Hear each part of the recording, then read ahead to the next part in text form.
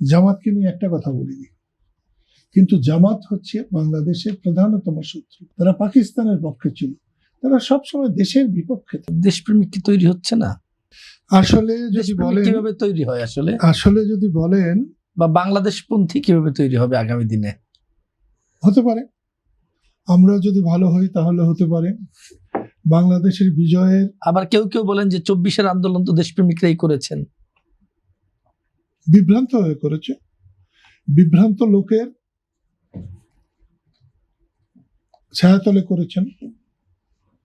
সত্যিকার অর্থেই এটা যদি যারা করেছে তাদের হতো, তাহলে এটা 1000 বছর থাকতো তাদের সম্মান, কিন্তু 2 বছরও থাকে নাই, টিকতে পারে নাই।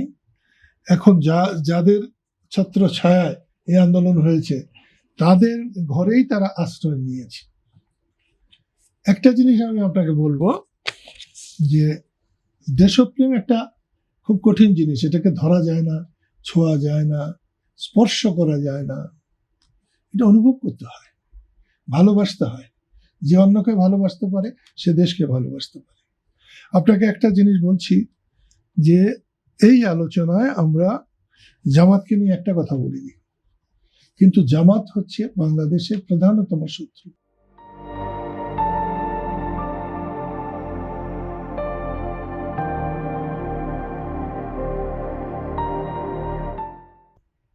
যখন পাকিস্তান হয়েছিল তখন কিন্তু জামাত পাকিস্তানকে সমর্থন করেনি, তখন তারা ব্রিটিশকে সমর্থন করেছিল, ব্রিটিশ রাজের পক্ষে ছিল। যখন পাকিস্তানের থেকে আমরা বাংলাদেশ হয়েছি তখন তারা আমাদের বাংলাদেশের পক্ষে ছিল না, তারা পাকিস্তানের পক্ষে ছিল। তারা সবসময় দেশের বিপক্ষে থাকে, জনমতের কেন ছিল তারা জানে। এটা তো আমাকে জিজ্ঞেস করলে হবে না কেন ছিল, তাদেরকে জিজ্ঞেস করেন, এখনো জিজ্ঞেস করেন। আমার কষ্ট হয় এখন যারা জামাত করে তাদের অধিকাংশরা হচ্ছে বাংলাদেশের জন্ম, প্রায় অধিকাংশ বাংলাদেশে জন্ম নিয়ে তাদের কেন পাকিস্তানি জামাতের অভিশাপ মাথায় বয়ে বেড়াতে হবে, এটা আমি বুঝতে পারি না। যতক্ষণ তারা এটা না ছাড়বে এবং আল্লাহর কাছে ক্ষমা চাইলে যেভাবে ক্ষমা চাইতে হয় সেইভাবে ক্ষমা না চাইবে, বাংলায় তাদের জায়গা হবে বলে আমি বিশ্বাস করি না। আরেকটা কথা আপনাকে বলবো যে আওয়ামী লীগ পুনঃপ্রতিষ্ঠিত হওয়া, এখানে আমার কোনো সন্দেহ নেই। আওয়ামী লীগ প্রতিষ্ঠিত হবেই হবে, স্বাধীনতা থাকবেই থাকবে, মুক্তিযুদ্ধ থাকবেই থাকবে। আপনি আকাশের সূর্য মুছে দিতে পারেন, রাতে চাঁদ মুছে দিতে পারেন, কিন্তু আপনি স্বাধীনতাকে মুছতে পারবেন না, বঙ্গবন্ধুকে মুছতে পারবেন।